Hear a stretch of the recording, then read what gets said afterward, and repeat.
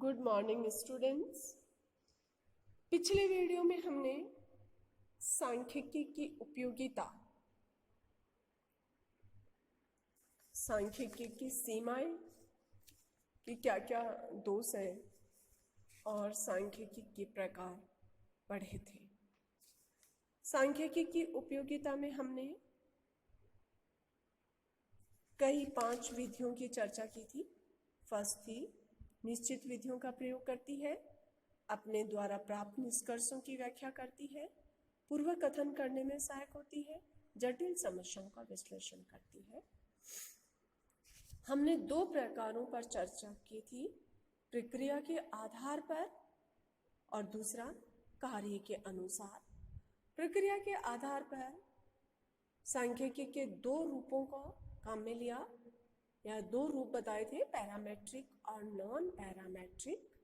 और कार्य के अनुसार भी सांख्यिकी के 2 रूप थे, वर्णनात्मक सांख्यिकी और निष्कर्षात्मक सांख्यिकी। आज हम इस वीडियो में मनोवैज्ञानिक मापन की विधियां कर रहे हैं कि मनोवैज्ञानिक मापन क्या है, मापन के स्तर या मापन की टेक्निक्स कौन कौन सी हैं। मनोवैज्ञानिक मापन के विभिन्न आंकड़ों को 4 लेवल के अंतर्गत रखा गया है। विषय सामग्री भौतिक हो या सामाजिक या मनोवैज्ञानिक, उसका मापन कई स्तरों में हो सकता है। निम्न स्तर के मापन में सूक्ष्मता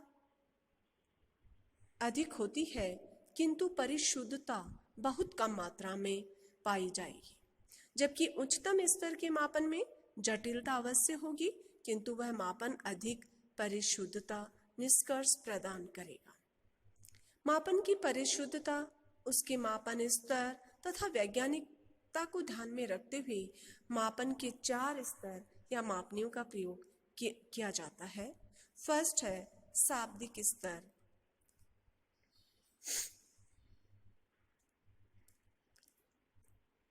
शाब्दिक स्तर मनोवैज्ञानिक मापन का यह सबसे निम्न स्तर है। इसे कभी कभी क्लासिफिकेशन स्तर के नाम से भी जाना जाता है, यानी वर्गीकरण स्तर के नाम से भी जाना जाता है। मापन की इस सरलतम मापनी में वस्तु या घटनाओं को किसी गुण या विशेषताओं के आधार पर अलग अलग समूह में रख दिया जाता है और प्रत्येक व्यक्ति या समूह की पहचान के लिए उसे कोई नाम या संख्या या कोड दे दिया जाता है। इसलिए एक समूह में शामिल समस्त पदार्थ आपस में समान या तथा अन्य समूह के प्रत्येक पदार्थ से अलग होते हैं। जैसे फुटबॉल की टीम में खिलाड़ियों की ड्रेस पर नंबर अंकित करना, जिनसे उन अंकों के द्वारा खिलाड़ियों को पहचाना जा सके। इसी प्रकार व्यक्तियों को सेक्स के आधार पर मेल और फीमेल में, कलर के आधार पर ब्लैक एंड वाइट में, निवास के आधार पर शहरी और देहाती में, और व्यवसाय के पैसे के आधार पर या व्यवसाय के आधार पर व्यापारी तथा नौकर आदि कई वर्गों में विभाजित किया जा सकता है, बांटा जा सकता है। क्योंकि ये एक निम्न स्तरीय मापनी है, इसलिए मनोवैज्ञानिक आंकड़ों के मापन में इसका बहुत ही कम प्रयोग किया जाता है। इस प्रकार के मापन में केवल काउंटिंग ही संभव होती है। इसमें अर्थमेटिक संक्रियाओं का प्रयोग केवल गिनने के लिए ही होता है तथा इसमें समूहों को पहचानने वाले अंकों, चिन्हों को भी जोड़ा, घटाया, गुणित एवं भाग नहीं दिया जाता है। इसलिए इसमें गणना के अलावा किसी भी प्रकार की सांख्यिकीय गणना संभव नहीं होती। प्रत्येक समूह में शामिल व्यक्तियों की केवल गिनती की जाती है। इस स्तर में हमेशा किसी विशेष पहलू के आधार पर वर्गों की रचना होती है, इसलिए उनमें आंतरिक समाजीयता पाई जाती है। डाक वितरण के जॉनल क्षेत्र निर्धारित करने, जैसे सिटी का नाम और कोड दे दिया 1 2 3 4 5, टेलीफोन नंबर देने, मोटर लाइसेंस नंबर देने, बैंकों की संकेत चिन्ह देने, state bank, Allahabad bank 4, Punjab national bank 45, किसी टीम के खिलाड़ियों को नंबर देने, इन सभी में शाब्दिक स्तर के मापन का प्रयोग किया जाता है। इस प्रकार की मापनी में समूहों में वस्तुएं किसी न किसी रूप में मिलती जुलती होनी चाहिए, जैसे केलों को वर्ग 1, संतरों को वर्ग 2, आम को वर्ग 3 देना। लिंग भेद के अनुसार मेल को कोड 1 तथा फीमेल को कोड 2, सफल है सफल, रुचिकर है रुचिकर आदि वर्गों को अंक प्रदान किए जाते हैं। दूसरी मापनी आती है क्रमिक स्तर या क्रमिक मापनी। क्रमिक स्तर से एक सोपान ऊपर क्रमिक स्तर, जिसमें कि अंक क्रमों को अंकित करते हैं। इस स्तर के मापन में व्यक्तियों, वस्तुओं, घटनाओं, विशेषताओं या प्रतिक्रियाओं को किसी गुण या लक्षण के आधार पर उच्चतम से निम्नतम क्रम में व्यवस्थित किया जाता है तथा प्रत्येक वस्तु को एक क्रम सूचक अंक प्रदान किया जाता है। जैसे जब हम किसी कॉलेज को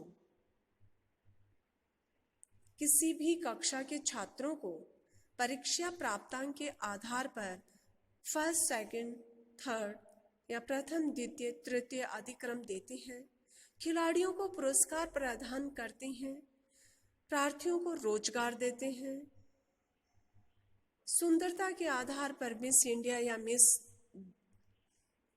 दुनिया का चयन करते हैं, किसी समूह में व्यक्तियों को सम्मान देते हैं, इन सभी स्थितियों में क्रमिक स्तर मापने का प्रयोग करते हैं।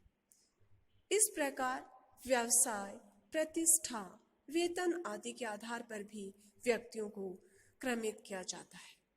इस प्रकार की मापनी के प्रयोग में क्रम देने के लिए 2 विधियों का प्रयोग किया जाता है। फर्स्ट है पंक्ति क्रम विधि और पंक्ति क्रम विधि एक सीधी विधि है जिसमें कि वस्तुओं को कोटि क्रम के अनुसार क्रमबद्ध कर लिया जाता है। अपनी रुचि एवं टेस्ट के आधार पर हम फलों की व्यवस्था इस तरह कर सकते हैं, जैसे आम को 1, अंगूर को 2, सेब को 3, अनार को 4, सब अपने अपने हिसाब से उनको क्रम कर देते हैं। इसी प्रकार से श्रृंखला के समस्त सदस्यों को उनका क्रम देने के लिए हम 1 2 3 4 5 और अंत तक जहाँ तक श्रृंखला में बैठे सदस्य हैं उनको स्थान दिए जाते हैं तथा उनको इसी क्रम में रखा जाता है। दूसरी विधि है युग्म तुलना विधि, पेयर्ड कंपैरिजन मेथड, जिसमें कि समूह के समस्त पदार्थों की युग्म या जोड़ों से तुलना की जाती है कि किसी समूह में कितने जोड़े बने। इस प्रकार की मापनी का उपयोग भौतिक, सामाजिक तथा मनोविज्ञान में किया जाता है। फिर भी इसे अत्यधिक परिशुद्ध, विश्वसनीय एवं वैज्ञानिक नहीं समझा जाता है। इस स्तर में वस्तुओं को क्रमिक रूप देने के लिए जो अंक दिए जाते हैं उनमें सामान्य अर्थमेटिक संक्रियाओं जैसे गुणा, भाग, जोड़, घटना का प्रयोग नहीं होता है, बल्कि इसमें क्रमों पर आधारित सांख्यिकी विधियां ही उपयुक्त रहती हैं। इन क्रम सूचक अंकों से मीडियन, परसेंटाइल, क्रमबद्ध सहसंबंध गुणांक की गणना संभव होती है, जिनसे मनोवैज्ञानिक तथ्यों के वर्णन में सहायता मिलती है। ये मापनी 2 व्यक्तियों के बीच अंतर तो बताती है किंतु इसके द्वारा ये ज्ञात नहीं हो पाता है कि दो व्यक्तियों के बीच वास्तविक अंतर कितना है। तीसरी मेथड आती है अंतराल मापनी या अंतराल स्तर। मापन के तीसरे स्तर में क्रमिक स्तर की सभी विशेषताएं शामिल हैं। इसमें दो वस्तुओं, व्यक्तियों या वर्गों के बीच की दूरी या अंतर को अंक के माध्यम से ज्ञात किया जाता है तथा प्रत्येक अंक का स्तर या दूरी सम होती है, किंतु इसमें ये ज्ञात नहीं होता है कि उनमें से कोई भी अंक शून्य से कितनी दूर है, क्योंकि इसमें वास्तविक शून्य बिंदु नहीं पाया जाता है। इसलिए सम दूरी पर व्यवस्थित अंक ही इस मापने की स्थिर इकाई है। इसके अर्थमेटिक संक्रियाओं में हम केवल अंकों को जोड़ तथा घटा सकते हैं। इसकी सबसे प्रमुख कमी यह है कि इसमें वास्तविक शून्य बिंदु नहीं होता है। इसलिए इस मापनी द्वारा सापेक्षिक मापन तो संभव है, निरपेक्ष मापन नहीं। यह सत्य हो सकता है कि एक छात्र किसी परीक्षण में शून्य अंक या शून्य प्राप्तांक प्राप्त करता है। इससे यह अर्थ नहीं कि वह छात्र उस विषय में कुछ भी ज्ञान नहीं रखता है। इस स्तर के मापन का सर्वश्रेष्ठ जो उदाहरण है वो है थर्मामीटर। मानव शरीर का टेम्परेचर मापने के लिए जिस थर्मामीटर का प्रयोग करते हैं, उपयोग में लाते हैं, उसमें 98 डिग्री से 1.8 डिग्री तक अंकित होते हैं। यहाँ 98 डिग्री से 99 डिग्री के बीच जितनी दूरी है उतनी ही दूरी 107 डिग्री से 108 डिग्री के बीच पाई जाती है, क्योंकि अंतराल मापन की प्रत्येक इकाई समान दूरी पर है। थर्मामीटर से बुखार नापने पर यदि हम पारे को 98 डिग्री पर ही पाते हैं तो ये माना जाता है कि शरीर में बुखार की मात्रा शून्य है, किंतु इसका ये अर्थ नहीं है कि शरीर के भीतर तापक्रम का हमेशा अभाव है। इसी तरह जब मनोवैज्ञानिक मापन में कोई छात्र किसी उपलब्धि परीक्षण में शून्य प्राप्तांक प्राप्त करता है तो ये नहीं कहा जा सकता कि उस छात्र में उस विषय की क्षमता शून्य है। वर्ष, महीना, सप्ताह, घंटा, मिनट भी अंतराल मापने के उदाहरण हैं। इस मापने के प्रयोग से जो अंक या संख्याएं प्राप्त होती हैं उनसे अनेक प्रकार की सांख्यिकी गणनाएं जैसे मध्यमान, मानक विचलन ये संभव है। नेक्स्ट आता है अनुपात स्तर या मापनी। भौतिक तथा मनोवैज्ञानिक मापन की अंतिम या सर्वोच्च स्तर मापनी अनुपात मापनी है। ये मापनी अन्य मापनियों की अपेक्षा श्रेष्ठ, उच्च स्तरीय तथा वैज्ञानिक समझी जाती है। इसमें अंतराल मापने की सभी विशेषताओं के साथ साथ एक सत्य शून्य बिंदु भी शामिल रहता है, जो कि अन्य किसी मापने में नहीं होता है। इसलिए इसे अंतराल मापनी से भी अधिक श्रेष्ठ माना जाता है। अनुपात मापने में वास्तविक शून्य बिंदु कोई कल्पित बिंदु नहीं होता, बल्कि इसका अर्थ किसी शील गुण या विशेषता की शून्य मात्रा से है। भौतिक मापन में अनेक उदाहरण ऐसे हैं जहाँ की निरपेक्ष शून्य बिंदु पाया जाता है, जैसे मीटर, मिलीमीटर, किलोमीटर, लीटर, ग्राम।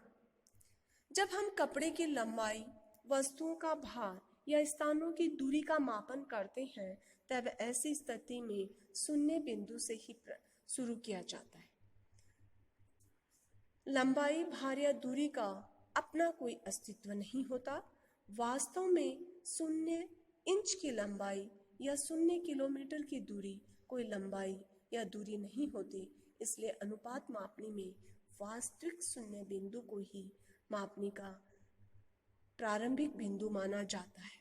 ऐसा होने के कारण ही हम दो विभिन्न दूरी के स्थानों में अनुपात का पता लगा देते हैं और निश्चित रूप से कह लेते हैं कि ए स्थान और ब स्थान से आधी दूरी दुगुनी या तिगुनी या चौगुनी दूरी पर है। इसी प्रकार यदि किसी गुण विशेष की मात्रा के आधार पर राखी, शशि तथा विभा को 15, 30 या 60 प्राप्तांक प्रदान किए जाए तो इस मापनी के अनुसार यह अर्थ होगा कि राखी के अंदर ये गुण जिस मात्रा में शामिल है, शशि में उसकी दुगनी मात्रा में है तथा विभा में चौगुनी मात्रा में पाया जाता है। इसलिए इस मापनी की प्रत्येक इकाई की दी गई संख्या मापित गुण की विभिन्न मात्राओं के मध्य अनुपात को प्रकट करती है।